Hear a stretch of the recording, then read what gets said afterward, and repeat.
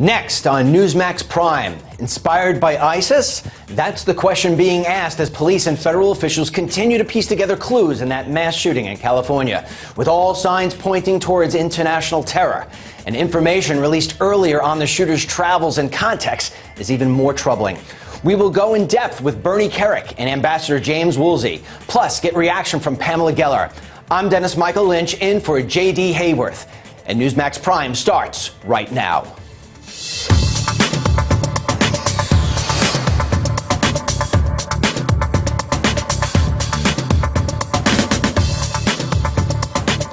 Good evening and welcome to Newsmax Prime. Great to have you with us. Of prime interest tonight, he was radicalized. That's the word from federal officials earlier today, saying that the shooter, Syed Farook, also had contact with international terrorism suspects via social media and by telephone. Police also found what is being called a bomb lab at a home not far from the scene. Here's more from the press conference earlier.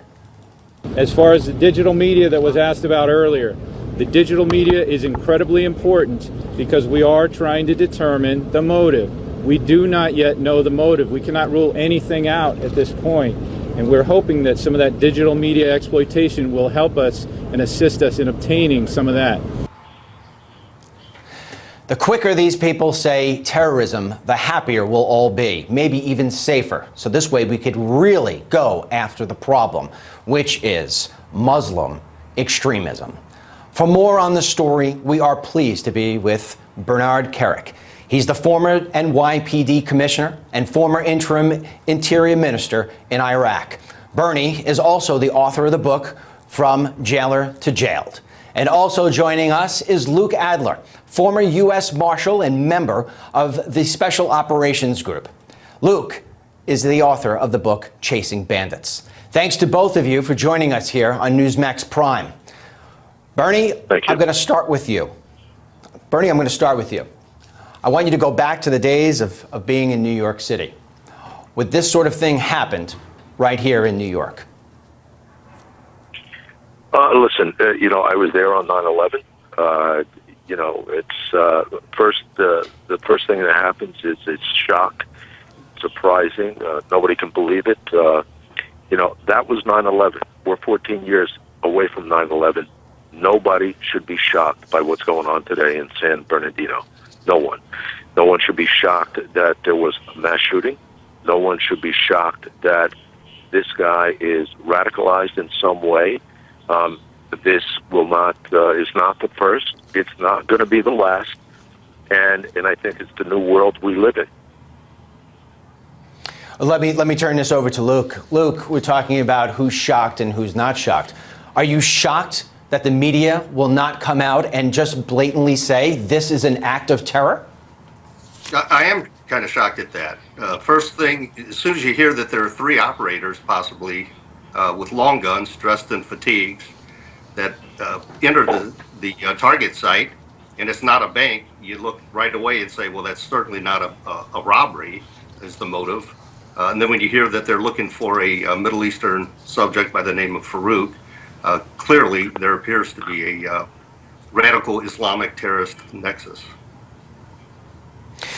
Bernie, I want to go back to you. I mean, the reports today are saying that there were thousands upon thousands of rounds found in this house that they were renting. And I mean, just from the whole description of how everything just seems so planned. I mean, why are we failing to catch this sort of thing before it happens? Why are we always chasing this sort of thing? Is this all to be blamed on President Barack Obama for not acknowledging the fact that we are at war with Islamic terror? Or is it just political correctness? Or is it just that we're overwhelmed as a nation? No, look, I think there's a couple things, really important things. First and foremost, the FBI is now looking at probably more than 1,000 people nationwide that in some way, one way or another, popped on their desk that they have to look at and they have to monitor, they have to surveil, and we just don't have the manpower to do that. In this case, it appears as though this guy in no way had popped on anybody's radar. wasn't known to anyone to be having any kind of problem, bought the weapons legally, supposedly. I think some of that's still to be seen. There's nothing to put this guy out there on the radar, and if there's nothing there, well, this is considered what I said yesterday. I think this was a sleeper that went operational, and I think time will tell on why they went operational at the time they did. I don't think this place that they hit yesterday was their real intended target. I think they were looking for something bigger and better. They had 12 pipe bombs in the house, thousands of rounds of ammo, and I think something disturbed him in that Christmas party, and he went off, went in and did what he did. But I don't think that was the initial intended target. I think this was a sleeper that went operational early.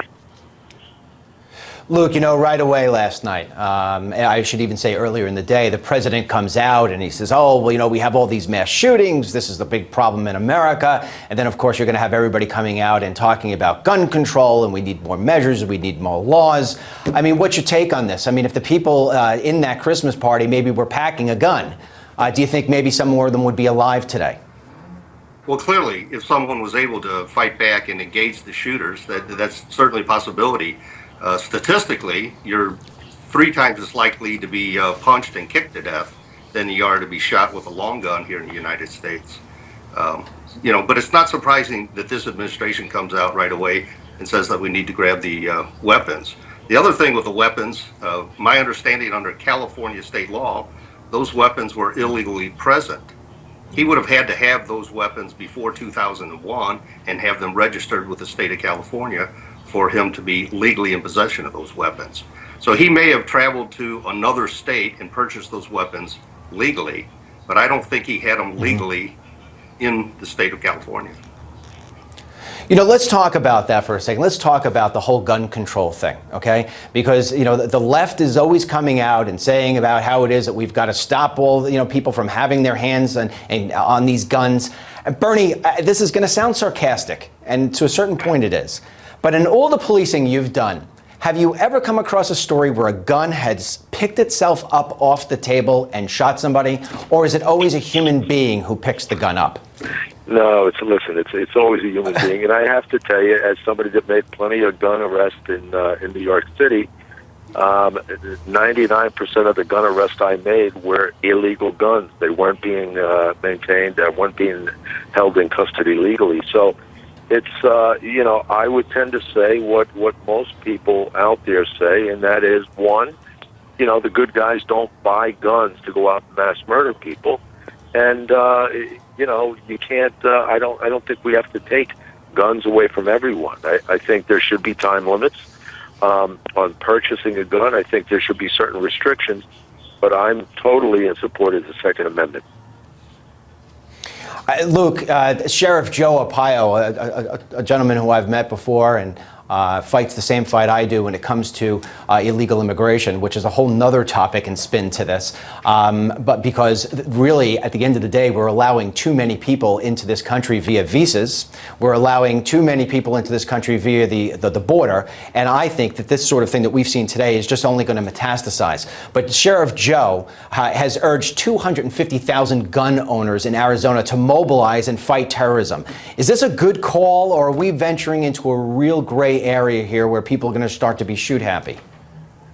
Well, I don't think so, that people are going to start to be shoot happy at all. People are entitled under the Constitution to possess firearms for their own protection.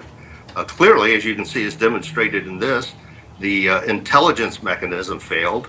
These guys went operational, and they hurt a lot of people.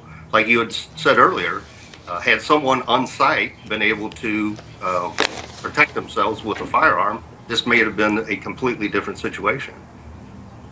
I guess maybe I should just really phrase that that question differently, and Bernie, feel free to weigh in. I mean, are we going to start to see now people? I mean, look, there are a lot of good Muslim people, all right? But at the end of the day, Islamic terror is what has everybody up in arms. And so now the next Christmas party where somebody looks to the side and you got two guys who look like they may be from the Middle East, they're starting to argue. I mean, that's what I'm talking about. We're going to start seeing people pulling their guns out where otherwise before an event like this, maybe they wouldn't have. I mean, are you going to start to see people maybe panic?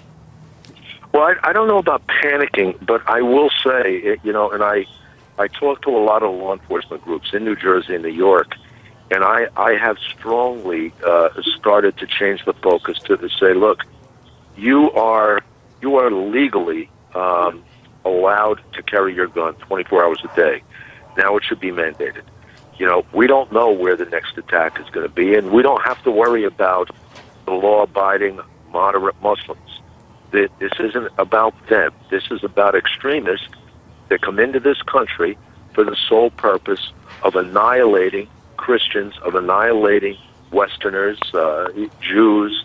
That's what extremists do. That's what they want to do. They're here. We know they're here.